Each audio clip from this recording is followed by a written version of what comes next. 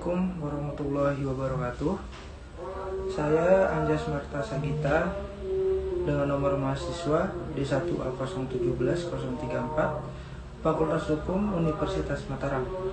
Di sini saya akan memaparkan materi mengenai peran sosiologi dalam pembelajaran hukum.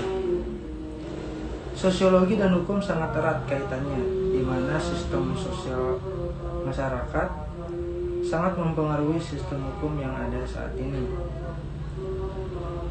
Hukum sebagai kaidah atau norma sosial tidak terlepas dari nilai-nilai yang berlaku di dalam masyarakat.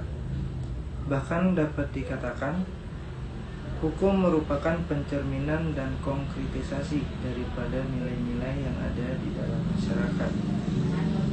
Sosiologi dan hukum sangat erat kaitannya, di mana sistem sosial masyarakat sangat mempengaruhi sistem hukum yang ada saat ini. Hukum sebagai kaidah atau norma sosial tidak terlepas dari nilai-nilai yang berlaku di dalam masyarakat. Bahkan dapat dikatakan, hukum merupakan pencerminan dan konkretisasi daripada nilai-nilai yang ada di dalam masyarakat. Peran sosiologi dalam pembelajaran hukum antara lain adalah yang pertama, sosiologi sebagai pengembang ilmu hukum. Sosiologi beranggapan bahwa masyarakatlah yang menciptakan dan menghancurkan suatu tatanan hukum. Sama ketika hukum beranggapan bahwa sumber hukum selalu berasal dari masyarakat dan kembali ke masyarakat juga. Hukum yang diciptakan selalu untuk masyarakat. Yang menjalani hukum tersebut pun adalah masyarakat, serta dampak yang dihasilkan tentunya akan kembali ke masyarakat juga. Yang kedua, memberikan kemampuan pemahaman hukum dalam konteks sosial. Berikutnya yang ketiga, memberikan kemampuan untuk menganalisis efektivitas hukum dalam masyarakat, baik sebagai sarana pengendalian sosial, sarana pengubah masyarakat, dan sarana untuk mengatur interaksi sosial tertentu. Yang keempat, memberikan kemampuan mengadakan evaluasi atau penilaian terhadap hukum dalam masyarakat. Misalnya mengukur berfungsinya suatu peraturan yang ada pada masyarakat.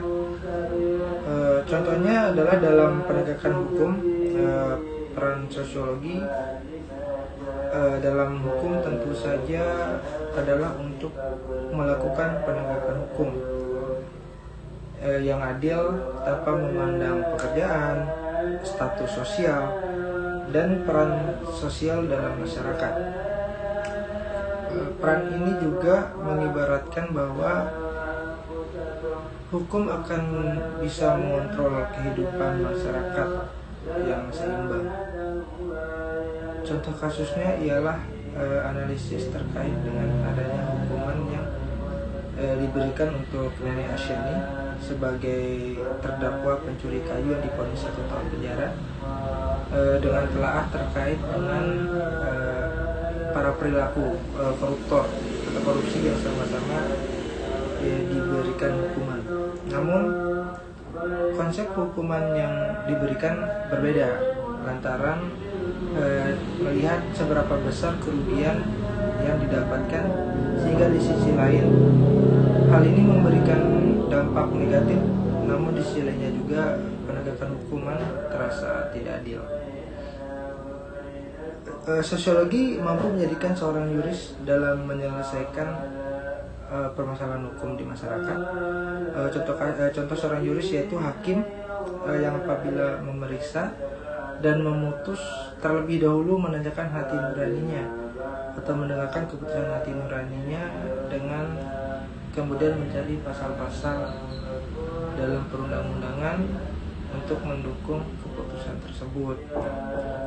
Jadi seorang hakim akan mencari tahu terlebih dahulu, seorang yuris akan mencari tahu terlebih dahulu mengapa seseorang tersebut melakukan tindak pidana, apa dasarnya, bagaimana kehidupan dia di masyarakat, di sosial. Seorang yuris akan mencari tahu hal tersebut. Disitulah peran sosiologi dalam penerapan hukum di Indonesia. Baik, cukup sekian dari saya.